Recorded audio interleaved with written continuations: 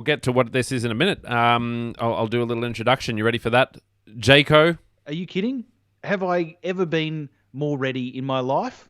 Yes. All great questions, ending with an upward inflection. Hello and welcome to The Pouch, the podcast that aims to take a not so serious What look is it? at the week in Australian news and politics. I'm Greg Savage, and beside me is my lovely friend. Oh, lovely. And Jake's here as well. Jake farr-wharton. How are you, Jake? I'm good. And as the Bible says, and then there was light. Yes. Oh, I love it. That is some good news that you've got that. This is our good news episode. It's a lot more relaxed than our usual episode, which we release once a week. We release it every Sunday. Jake and mine's aim is to... The good news episode is once a month. Once a month. Yeah, Strictly. once a month. So, once a month we do this. Our aim is to sort of just debrief about the week in Australian news and politics, because it's so hard to keep up to date. And so this is a great chance for us to have a chat about that and for you to join us on this chat. Some of the headlines that we choose, you may think are not headlines. And then other headlines we choose, you'll go, yes, I thought that was a headline. Either way, it doesn't matter, because the point is that Jake and I agree on the headlines. That's the main the thing. Headlininess is agreeable between us. That's right. Yep. We can all agree that they were, at some stage, headlines. That's right. And maybe we can prove that by reading what the headline was. And that way there will be absolutely no dispute. No dispute. That they are headlines. And that's exactly what we aim to do here. Have zero disputes. Now, Jake, so we are going to do a good news episode. We do have some good news. I wish I had some better news. Yeah. This good news episode, I was meant to talk to you about having a puppy. Yes, that we were meant to have a puppy. We were very excited. Everyone was very excited about the fact we were getting a puppy. But we fell for it, Jake. We were one of the people who fell for the now infamous puppy scams, where they trick you into thinking that they have the puppy that you want, that your family is going to love forever, and then you give them some money and they don't deliver the puppy. So anyway. A couple of police stops later, and some arrests on the national news, and some embarrassment. It is an embarrassing thing to fall for a scam. It is, yeah. Especially when you consider yourself, semi-intelligent. Yeah. Happens to the best of us, buddy. So a few other people have come out and said that they were also scammed, not necessarily by puppies, but anyway, I don't really have any good news. The good news, I suppose, is that there were some arrests around the scam, but anyway. And everyone has an opinion about puppies, Jake. Everyone has an opinion. Sure they tell you where to get them from, what to do, that you shouldn't have one, that you should have one, that you should get this particular puppy, that you should get it from this particular place. Yeah. You shouldn't get it from these types of places. Yeah. Exactly. You know Everyone's who also got has opinions about puppies? Cats. Cats, yeah. Not big fans. Not big fans. They're too active. They've got too much energy. Cats are all about, I like exactly this amount of attention and no more. No, exactly. Have you got some good news? Oh, yeah. Well, I got a haircut this week. Did you? Which one? Which one did you get cut? Because it doesn't look like they cut many of them. It was this hair right here. That makes all the difference. These hairs on the side. I got the sticky uppy. Yeah. Because I'm a sticky uppy kind of hair kind of guy. Are you? But yes, I trimmed the sides. I love it. The sides have been trimmed. It's yes. it's like bed hair but late at night. That's what I love about it. Yep. My favourite doctor from the Doctor Who franchise. Yes. David Tennant. He referred to his hair as sticky uppy hair. Oh yeah. He can do that. He's rich. Yeah, yes. He's also an actor, and he's blessed with the ability to describe things. Therefore, when he referred to his hair as sticky uppy, yes. Rest assured, it was quite sticky and uppy. I can imagine that it was. Especially with all that time traveling that he's doing. Exactly. All right, Jake. Well, let's get into it then for our good news episode. So we've been scouring the internet. We started at one end of the internet where we found, puppies and kittens and all sorts of things playing pianos. Then we ended up at the other side of the internet with Cardi B and others doing their version of a song WAP. Have you heard the WAP song? No, as an IT professional, I try to stick away from acronyms that I already know the meaning of that somebody else is trying to build up. Look, it's more. Anyway, I won't go into that one. There's plenty of reaction videos on the internet to check that one out too. It's had something like 70 odd million views or something on YouTube, so it's very popular. So we scoured one end from cats to WAP, and we've ended up in the middle here. Some great news for you, Jake. Queensland had some wonderful weather today. They did. You guys had the warmest August day in 4 billion years or something. Yeah, 4 billion years. Very close to since the formation of the solar system itself. Yeah. It's been one of the bit windy. Yeah. Could have done with a little bit less of the wind, but right. Frankly, since the planet Earth accreted into a planetoid. Cooled down, obviously. Accretion creates a lot of friction, a lot of heat. Of course. That's what we talk about on the show. Exactly. Planetary formation. Anyone who listens to the show knows all of that. Yeah, exactly. So yes, it's been quite a reasonable day, a warm day, and I have heard that there is also good news for those living in the southern states that there will be a polar blast from the Antarctic, and that may result in snow in the Blue Mountains. I know. It's very exciting. So about 200 meters up from where we are, I think we're 300 and something meters above sea level, if my memory serves me correctly, and anywhere from 500 meters above sea level from tomorrow, it is going to snow. So there you go. Wow. And it's been tremendously windy all week. I was really worried that my roof was going to blow off last night, but it didn't, luckily. So there's some good news. Yeah. So that is good news. It's always good when your roof does what it is designed to do and stays on. And stays on. Yeah. Yeah, it stays on. Very, very lucky. But yeah, so good news all around. Very, very windy week. But I love that weather up there. Some more good news. You guys are 0 cases up there in Queensland for coronavirus. We are down to one case. We found one today. No, you didn't. We found one today in a youth detention centre. Is that true? Yep. Yeah. True. All right. Well, let me backtrack. Great news, Jake. You guys are down to one case. We are also down to one case. We're on par. We're doing better than New Zealand, which is just great news. That's great news, isn't it? It's good to be able to rub their nose in it, I suppose. I think so. They were just being so smug. They were. That Jacinda Ardern. Exactly. Walking around. Strutting her stuff, rubbing it. She was rubbing it in Donald Trump's face, wasn't she? She was just like, stuff you, Trump. Look, we've got 0 cases. And then, of course. Exactly. She was walking within 1.5 meters of her health minister. Yeah. I mean, that sort of proximity is just uncalled for during a crisis. And you know what? I'm going to call it now. I'm going to say that because they've got some more cases over there, they've got 100 and something active cases at the moment, that she's basically handed Donald Trump the election.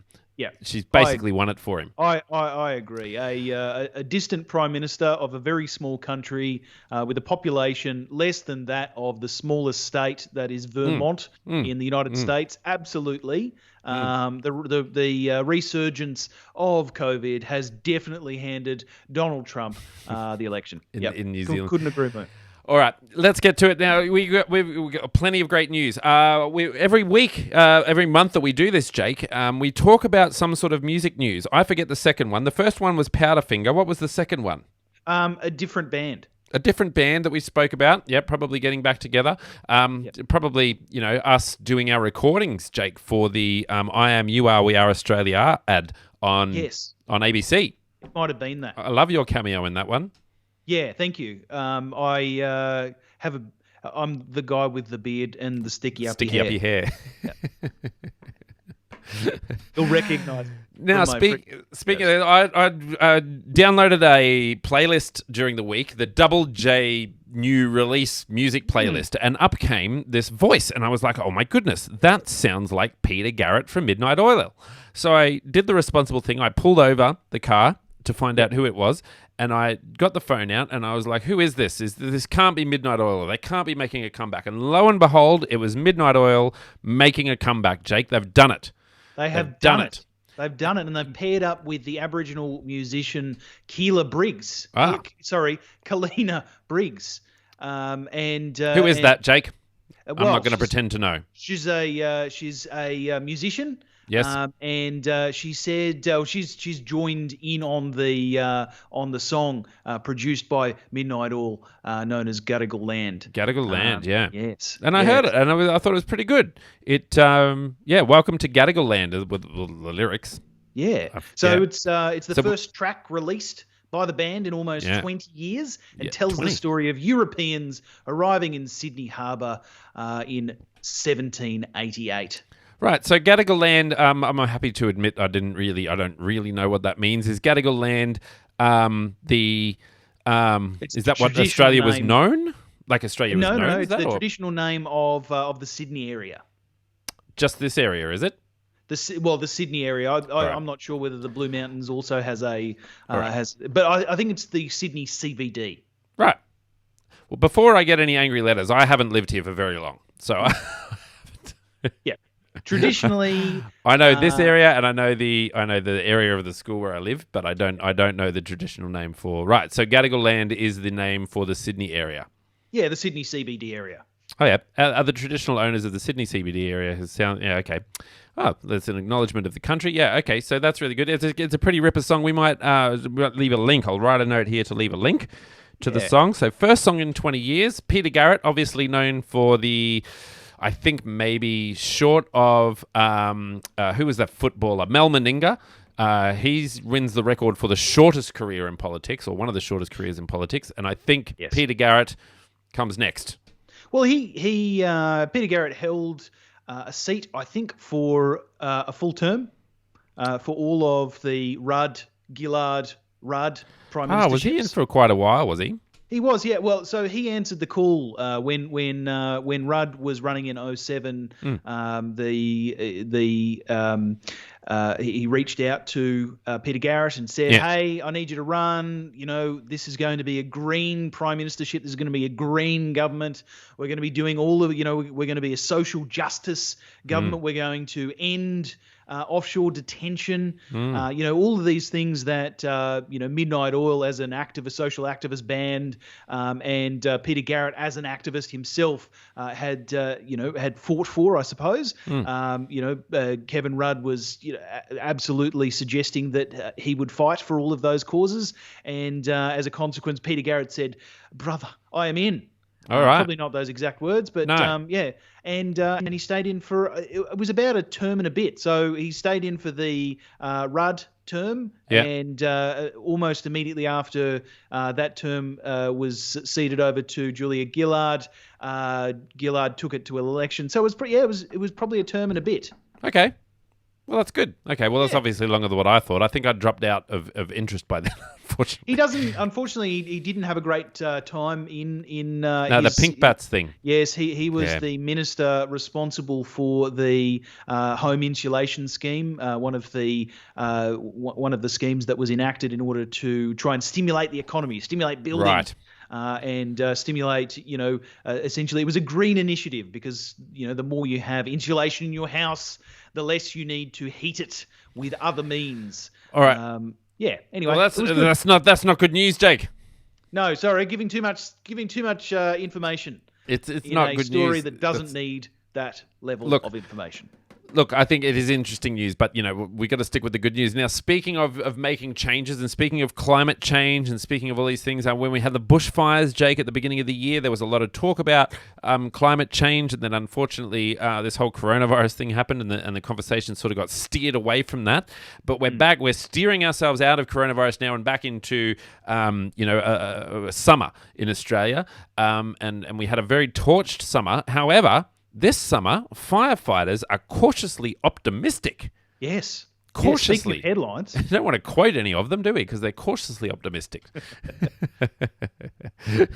Well, given last year, I suppose it's appropriate to be cautious about any optimism. Yes, that's right. You don't want to go around, getting people's hopes up. Now, you don't want to walk around as a firefighter and say, "Look, guys, I am powerfully optimistic right now." That's right. Powerfully optimistic. You can leave that sort of rhetoric up to the politicians. So exactly. This is all about the fact that there's favourable weather conditions, Jake. Talk us through it. Talk us through. Be the weatherman. Well, yes, that you always wanted to be. I'm not sure that my shirts are colourful enough, particularly tonight, the black shirt. But yes, there are favourable weather conditions, meaning that the Queensland Rural Fire Service has been able to conduct more hazard reduction burns, significantly more compared to last year. Out on the Darling Downs, which is one of the area that had significant burns in Queensland, they've been recruiting more than 150 new recruits that have now signed up to become rural firefighters. I think my local fire station at Tamborine has also brought on a couple of newbies as well, which is quite good. Authorities are encouraging all landholders to make sure that their bushfire plans are up to date, but ultimately the director of the Queensland Rural Fire Service has said, we're getting some really beautiful low-intensity fires with mosaic burning patterns, which to me sounds very optimistic. That's quite beautiful. Mosaic. It is. Yes, it's wonderfully evocative, poetic language. It is a good sign. Okay. Well, that's very exciting. I'm very excited about that, especially living here in the Blue Mountains where we were dramatically affected by the bushfires last year. So the fact that, that there's some hope around the corner there would be great. I suppose I didn't make the connection too much between the fact that there was favourable weather conditions and the fact that that gives them actually more time to do their preparation for the burnings and the back burnings and all that sort of thing as well. I suppose I just thought because the weather was fine, there wasn't going to be as many bushfires. But the fact that they're able to the fact that that would be the case as well, and that they can also do a lot of the back burning, I think that's a bit of a double whammy. Absolute heroes, the very, very last lot of them. Exactly. And we are very, very lucky that they were fighting tooth and nail for us, and they fought through the days, they fought through the nights, they didn't get a rest. Some of them even experienced significant mental health issues as a result. So we appreciate and thank them for their service. Speaking of, Jake, people. I don't know where you're going with that, CJ. No, you wait. Speaking of people who haven't had a rest in a very long time, I think Daniel Andrews. It's being encouraged this week to essentially do what everyone else is doing and take a holiday. Yeah. So how many is this? More was than today? Sorry, go on. Was it? I think it's. So we're talking about Daniel Andrews here, the Victorian Premier. He's given. I think this is his 50th straight day. I think. Did I get that right? I don't know. 50th straight day of giving a press conference to the Victorian people, and like we joked in one of our normal episodes. He is now officially the Premier of Australia. Yes, yeah, that's right. Everybody has ceded their premiership and their chief ministership to Dan Andrews, and everybody loves him. Everybody does. There's not been a bad word said about him since the beginning of Yeah, I mean, there have been several bad words, but this is the good news episode, and we can discuss other news, other people's opinions in the main episode. Yeah, but as part of this story, more than 130,000 Victorians have registered to give Dan Andrews, as he likes to be called, come election time, to give him a virtual hug. That is just beautiful, isn't it? It is. Well, I mean, what does a virtual hug involve? It involves, you're aware of the term activism, where you actively go out. I'm aware of the word hug. For a course. Well, this is like clicktivism. It's like when you actively click on a thing in order to show your solidarity with a cause or so can I do this now, etc. Okay, it says here. Okay, so this is I'm doing this, Jake. Doing it live. Well, I think you're registering. You're registering. Well, we are live, and if you're doing it just said it's not available. That was an anticlimax. It just said the content is not available. Yeah. I don't know what that means. Too many people registered to give Dan Andrews a hug. He's had too much love. Needs to back off. So. He's a little bit like a cat. Yeah. A little bit like the cat that we discussed a little bit earlier. Right. He's able to take a certain amount of love, and anything over and above that, just flat out does not like it. This is sad because it says if you want to also give Dan a virtual hug, you can do so by clicking going on the Facebook event to show your support. And when I click on it, it says it's not available. Well, it may have already ended. It says, when this Mate. happens, it's usually because the owner only shared it with a small group of people or changed who can see it or it's been deleted. I'd say it's been ended because the event actually ran between the August 14th to 18th to 16th technically. But that doesn't matter. Yeah, he said it actually says on the thing here that I didn't read it, Jake. I just wanted to give him a virtual hug. Well, so do I. You know what we can actually do. You know what we can actually do, Greg. We can Start a provide new one. Give him Dan a virtual Andrews. elbow bump. We can provide Dan Andrews with virtual hugs from here, through the medium of podcasting. Yes, we can fair say, enough. Dan Oh, Andrews, that's true. I want you to consider yourself hugged by Greg and I. Yeah. I don't know. Yes, you can, Dan. You can consider yourself virtually hugged by me and Jake. Yep. And if you could give Jake a little nudgy on the forehead, Noogie? while you do, a noogie on the hair, that'd be I like good. it. Hey? Can we do that? Is that safe? Oops. Oh no, it's a bit close. I don't think he's been that close to anyone in a long time, Jake. No. Considering. Goodness me. Well, that's a good news story, isn't it? Exactly. I like that one. That was a good one. I do like that one. Actually, just on a very related note, when I was speaking to my mother earlier in the day, and when I told her that we were recording a good news episode this evening, Yes. she said that she's been emailed from her colleague working in Melbourne who has purchased a Dan Andrews what is it called, a pillow. It's like a cuddling pillow, so that you can go to sleep with Dan Andrews' face looking at you. I mean, Where can I get one of them? I will send you the link, Greg. I will send you the link. Look, if there's anyone I like more than Jacinda Ardern, it may very well be Daniel Andrews. And I don't know, I don't know. It'd be a tough... If I could get a pillow with Jacinda Ardern on one side and Daniel Andrews on the other side, I'd be a happy, happy man. Look, I'm going to organise that pillow for you, Greg. The listeners of this podcast are going to organise that pillow for you.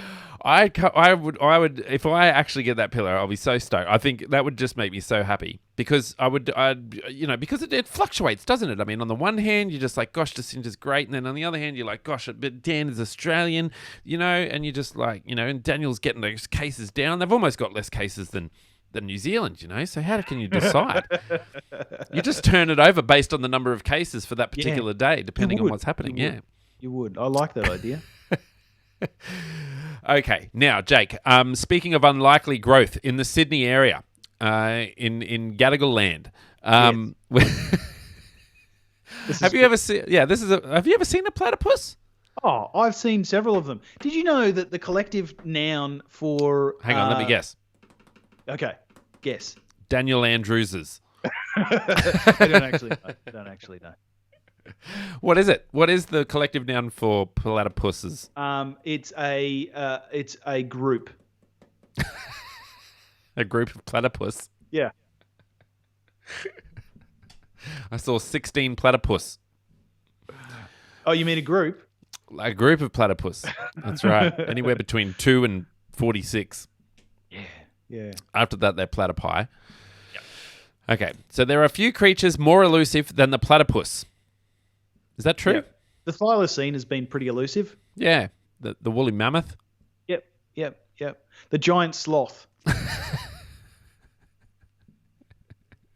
There's one or two more elusive. I mean, it could be extinction, but the uncocky Queenslander. Who? The long panted Northern Territorian. The baggy jean wearing Melbourneian. Oh dear. There are a few creatures more elusive than the platypus, Jake, but a team of citizen scientists, what on earth is a citizen? Anyway, and researchers have recently uncovered evidence of their existence in surprising places on Sydney's northern fringe. Now, a citizen scientist sounds like someone who thinks that 5G towers give you coronavirus. No, that is a I'm a I've got citizen other choice words. scientist. A citizen scientist is just someone who has a particular interest in a particular subject, but follows the evidence, follows the actual science, but is not being paid for it. Generally it's what you'd call an amateur scientist. Right. So a bit like these people who doing- have their computers running to make sure that Yeah. they can find stars and things like that. They search the skies at night for I things think while their that's- computer's running in these the guys background are- and things. I mean, that program is absolutely wonderful, but it's also rather passive. It's just providing extra capacity for supercomputers. But these guys are more active. They're going out Right. into the wilderness, and they're checking out habitats and Okay. areas, and they're putting cameras under bushy knolls and things like that in order to see whether they can find the elusive creatures. All right. So what did they find do? it back up. How did they do this? This is in Sydney. This is crazy. Yes. Well, so they've used DNA detection technology. Ooh. And the group has found indications of 8 new sites of platypus habitation on the city's northwestern edge, giving credibility to years of reported sightings. How about Right. that, Greg? So next is like the Yeti. Sighting. Mm. They've, So how did they do DNA detection technology? So what is this, like the metal detector of DNA or something? Like, do you just walk around and go, oh, beep, beep, beep, there's some? Well, the thing is, platypus, platypi, I think both are correct, actually. Yeah. Spend a significant amount of time in water and in and around in burrows. So if you can find any of the burrows, etc., you could quite easily get some environmental samples. Okay. And look for platypus DNA. All right, well, this is great news. So the group has found indications of 8 new sites of platypus habitation on the city's northwestern edge, giving credibility to years of reported sightings. But the data also suggests the population is far from healthy and comes during the rollout of a nearby development plan designed to add 33,000 new homes to the area. Well, that's good news for people who want the homes, but also not good news for the platypus. Yeah, it's pretty cool. So the areas are Rouse Hill, Box Hill, and Kenthurst. Huh. Pick the odd one out there. Kenthurst. Very thirsty for some Ken. Yes. Well, you know what they say, Jake, as rare as the Northern Territorian who buttons up his shirt. Now, that's exciting. By testing water samples for DNA, they were able to find evidence of platypus populations. Yeah, that's pretty crazy. He was ecstatic, Miss Martin said. Yeah. I was ecstatic, Miss Martin said. That's exciting. I'm ecstatic for her ecstasy. Yeah, for her ecstaticism. Ecstaticism. Yeah. So yeah, look, I'm ecstatic for her, on behalf of her, and vicariously through her. Oh, I do love the word vicarious. Me Being too. a Tool fan. Now, I am stoked about this. This is fantastic. The first time I saw a platypus, I was very surprised by how little it was. Yeah, they're not the largest creature. I mean, certainly they can grow to 16 meters. Long. They're the ones that you ride. Yeah. They're the ones that Australians are accused of riding to school Yes. and work every day. Yeah, and some by people Americans. mistake them for dolphins when They get do. that. Yeah, They do, but obviously probably more whales. Yeah, exactly. It's not. They're not dolphins, guys. No. They're platypus. That's right. Get it right. Get it right. First Otherwise- time, every time. Otherwise, we'll have to send you the bill. Now, there it is. Can we please do the Gretel one? Because I Do whatever you want, love Jake. that full title. It's the I good love the news. full title. It is. It Okay. is. Sure. Well, the full title. is The full title is Gretel the Runaway Dog has been reunited with his mate Hansel, thanks to poo crumbs. Greg, poo crumbs. what? A rescue chihuahua on the run for 2 weeks in Rockhampton was finally caught, thanks to the lure of poo from her dog companion.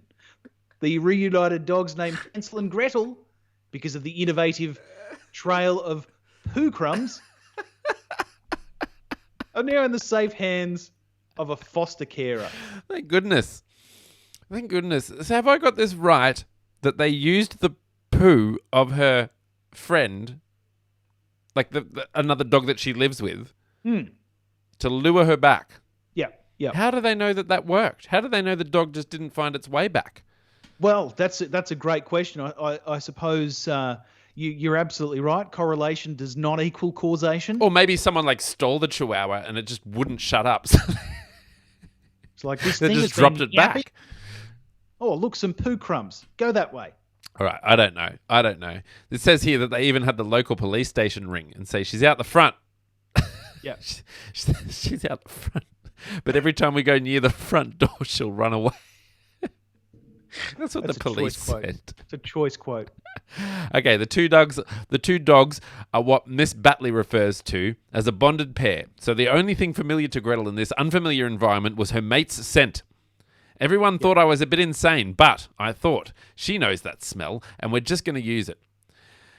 So they used a little bit of crumb of dog poo to where she needs to go, just like Hansel and Gretel. Yep. All right. Exactly He would urinate near the trap. We'd walk him around where we thought she was hiding, and he used his scent to our advantage. I have no idea what any of this means now. No. All right. Anyway, that's great news. I'm so happy about Hansel and Gretel. I'm just happy about the term poo crumbs. Yep. Being in the title of a news story. Absolutely. And now that story by ABC Capricornia by Inga Stunsna. What a great name. It is a great name. And I've just clicked on the link to see what other stories she might have for us. Well, while you're clicking on that link, I want to give you a surprise bit of surprise bit of good news. Yeah. A man has completed a 60-kilometre charity run. Yeah. While in an Adelaide hotel room during coronavirus quarantine. How about that? All right. Now, hang on. Let me do some basic maths here, Jake. 60 kilometres while in a hotel room. Yep. Now, I'm going to say that at some point, this character started hallucinating from inhaling too much mold. Yeah, exactly. Well, it is Adelaide. I've seen the footage. It's a sanitized area. I've seen the footage of those quarantine hotels that were in Melbourne on the Four Corners episode this week. That wasn't pretty. So I've seen what they have to breathe in. Is this so? This is some sort of virtual race. Well, essentially, yeah. So it was he participated in, quote, Fred's Big Run, which is a fundraiser for the Fred Hollows Foundation, in which participants pledge to run various distances for donations to help cure blindness in Australia and overseas. Quote, I realised I've signed up for this and said I'll have to do it in quarantine and it might alleviate my boredom. So he ran for between 45 and 75 minutes every single day. Every single day. What a champion. For 75 minutes. That's a long run. So each lap of the room was 11 paces, all measured on his Fitbit watch. Quote, it measures the steps and then converts that to distance. From the door to the window and then a sharp left to the next wall, around the edge of the bed. That's a good 11 steps. He's a citizen scientist, Jake.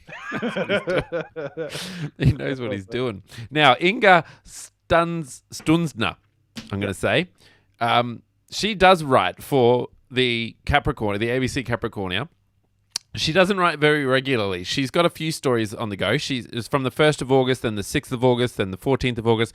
I get the feeling she's sort of like a bit of a 1 week. Look, they've sort of commissioned her for these 1 week ones. Are they all fluffies? No, well... Puppies? She does have this hard-hitting piece, which says, kissing your parrot is not a good idea, vets warn. Yeah.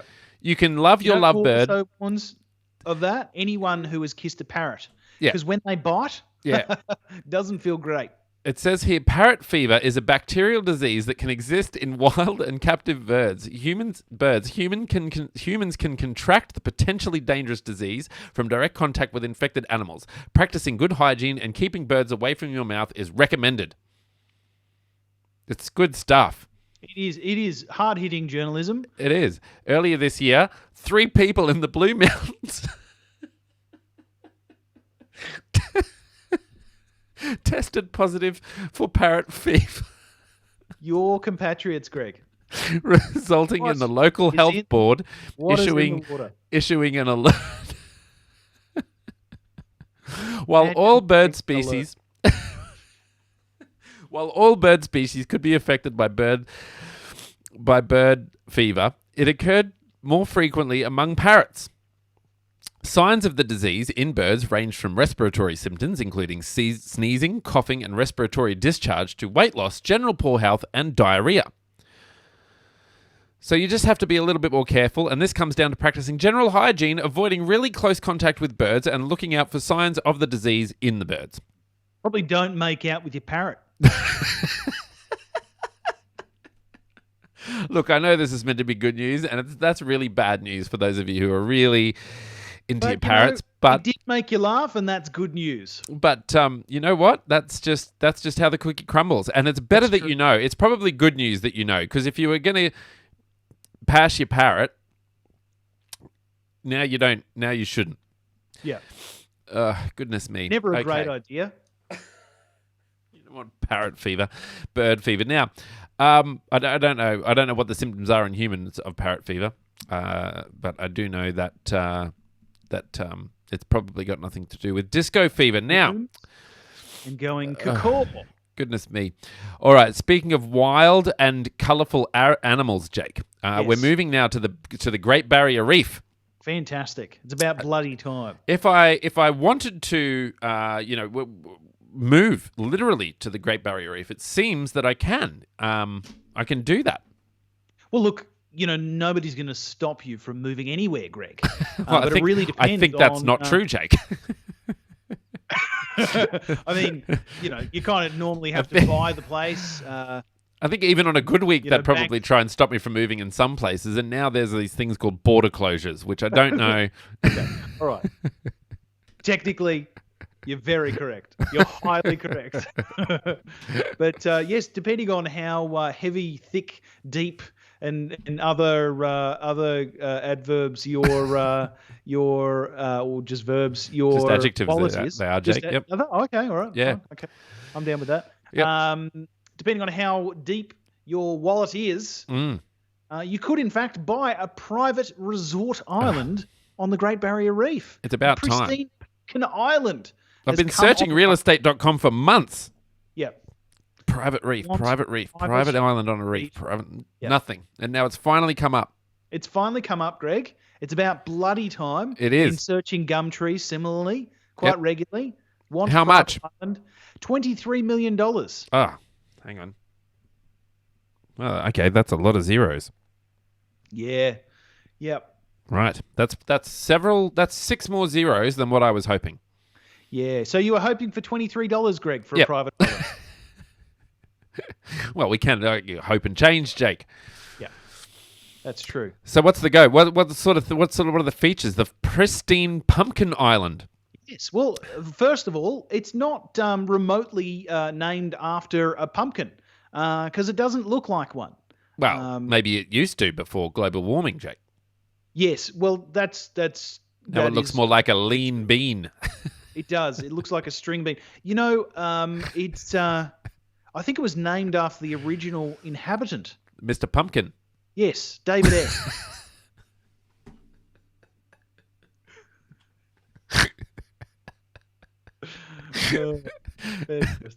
Mr. and Mrs. Pumpkin. Mr. and Mrs. Pumpkin. Yes, Pumpkin Island has been something of a low-key tourist hotspot in the last couple of years, playing host to a boutique eco-resort hosted by the Pumpkins, named the most sustainable hotel in Australasia at the World Boutique Hotel Awards of 2018. Okay. How about that? So I get the resort I get that included. You get it's like a boutique eco resort. What eco resorts generally are is a house.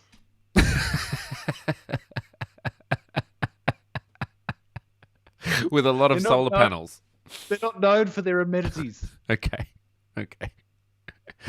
Oh, dear me. That's very funny. All right. So, estate agents Knight Frank say that the price of the island is available on request. However, Uncrate have the island listed for $17 million US, or roughly 23.87 million Australian dollars. I think that 0.87 is quite significant. It is. And can you put it in a cart from there? Like, does it have... Well, there's a link. I'll go and buy it. Hang on. Yeah, just put it in the cart. It didn't work last time. Knightfrank.com. A knight as in knights in shining armor, Frank. They value my privacy. I will enable all cookies.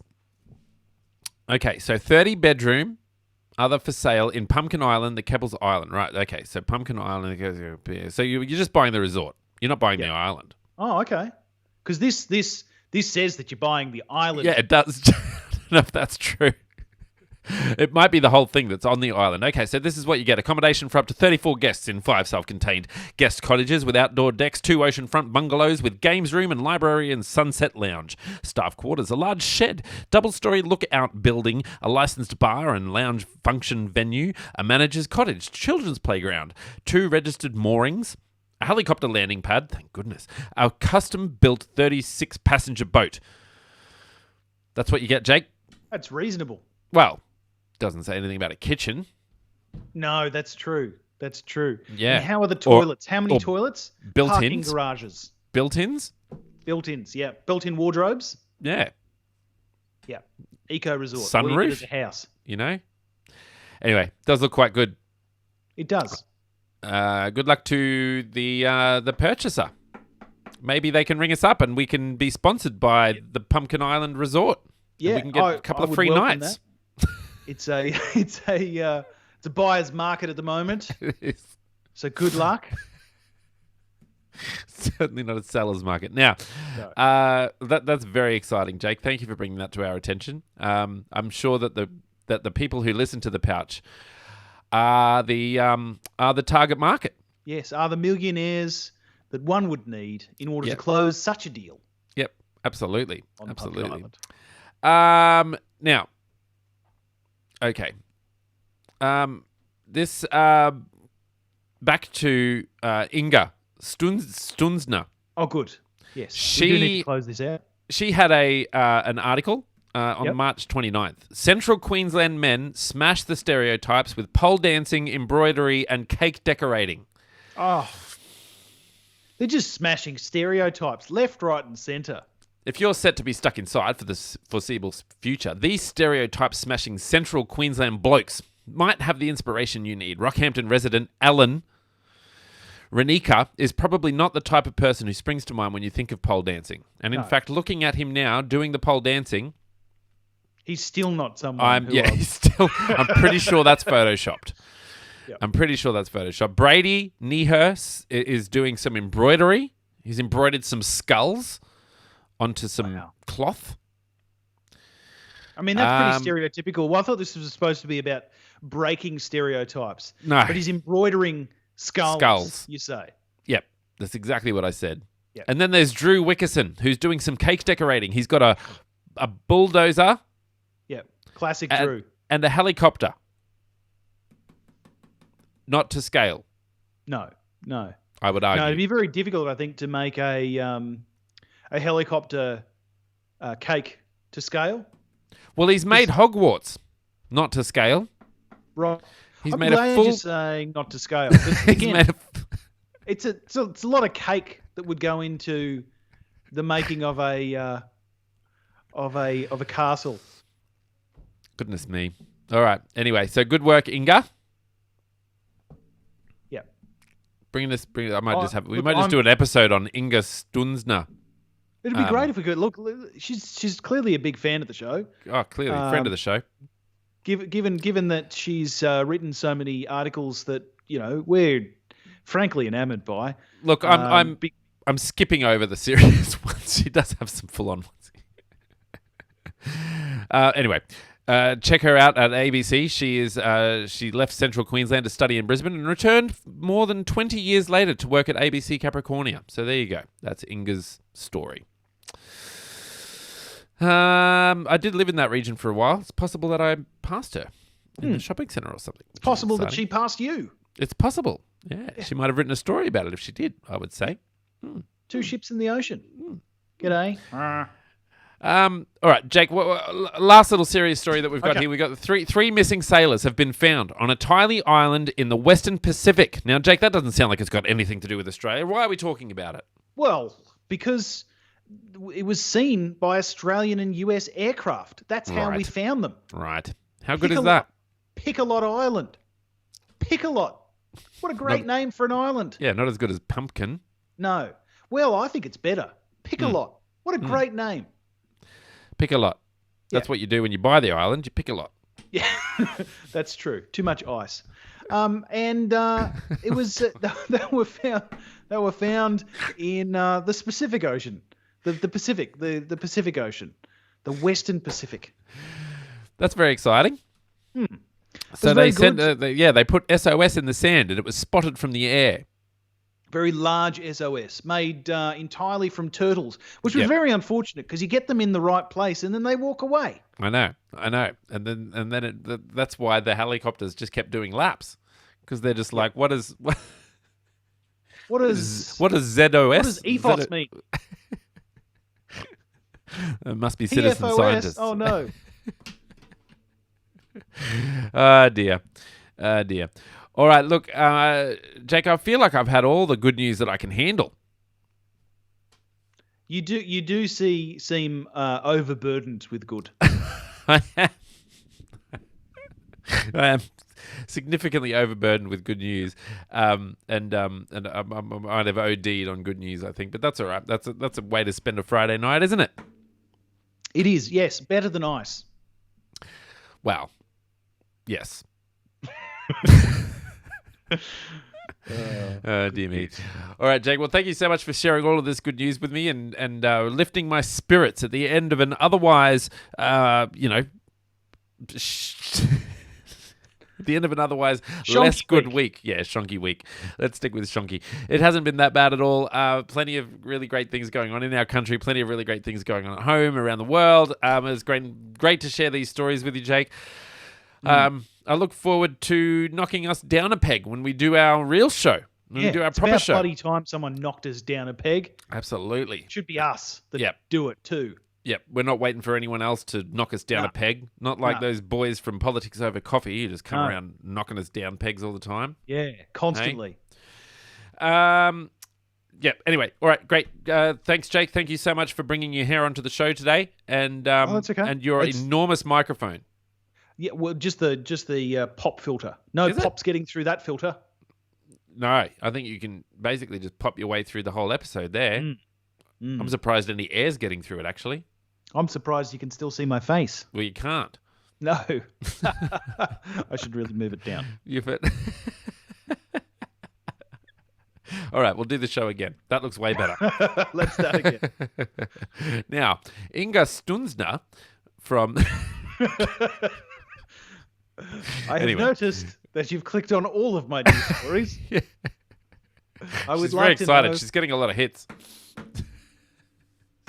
Inga's going to be paid to write more than once a week for ABC Capricornia now. All right, Jake. Well, thank you so much for joining me tonight, and I look forward to uploading this episode, and I look forward to speaking to you about the real news that's been happening. Oh, I'm so excited with vaccines and beyond. Yes, vaccines and beyond. Or not. Yes, or Hashtag not. Or not. Great question. Asterisk or not. All right, that's it. See ya. Bye. I love you. Bye. Bye, everyone.